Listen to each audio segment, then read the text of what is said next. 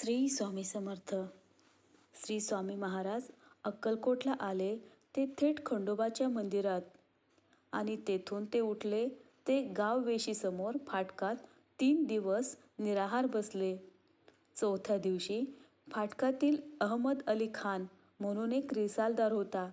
त्याने श्री महाराजांना थट्टेने विचारले, हुक्का पिते हो? श्री महाराजांनी उत्तर दिले, हां पिते है. हा कोणीतरी वेडा मनुष्य आहे असे समजून अहमदने लबाडीने रिकाम्या चिलमीत विस्तव ठेवून हुक्का श्री महाराजांना ओढायला दिला. श्री महाराजांनी चिलीम हातात येताच सुरसुर हुक्का ओढत चिलमीतून पुष्कळ धूर काढला. चिलीम रिकामी असून सुद्धा धूर आल्याबद्दल त्याला मोठा धक्का बसला. श्री महाराजांनी चमत्कार दाखवला हे नक्कीच होते. महाराज हे कोणीतरी अवलिया आहेत अशी त्याची खात्री झाली. पण महाराज 3 दिवस उपोषित आहेत, तर सबब त्यांना कोणा ब्राह्मणाकडे नेऊन भोजन घालावे असे अहमदने मनात विचार केला. चोळप्पाचे घर जवळच होते. त्याने श्री महाराजांबद्दल त्यांना सर्व काही हकीकत सांगितली आणि जेवू घालण्यास सांगितले महाराजांना. चोळप्पाच्या घरी स्वयंपाक सिद्ध झाल्यावर रिसालदार श्री स्वामी महाराजांना घेऊन आला. चोळप्पाने ताट वाढून श्री महाराजांपुढे ठेवले.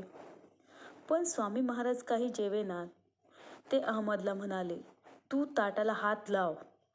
अहमद गोंधळून गेला. एका ब्राह्मणाच्या ताटाला आपण हात कसा लावावा म्हणून तो शंकित झाला. श्री महाराज म्हणाले, मत डरो, हात मेलो, पकडो. म्हणून श्री महाराजांनी पुन्हा आज्ञा केल्यावर शेवटी निरुपाय होऊन त्याने ताटाला हात लावला आणि ते ताट श्री महाराजांपुढे ठेवले.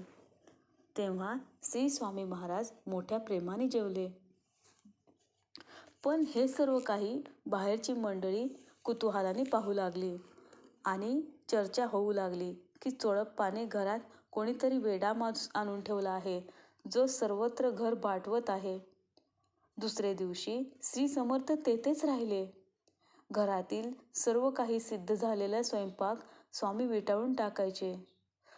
चोळप्पाची बायको फार नाराज झाल्या. चोळप्पाला वेड लागले आहे म्हणून ते त्यांना त्रास देऊ लागल्या. चोळप्पाची भक्ती मात्र काही कमी होत नव्हती. उत्तरोत्तर ते वृद्धिंगतच होत होते. वाटेल त्या ठिकाणी श्री स्वामी महाराज विष्ठा टाकायचे.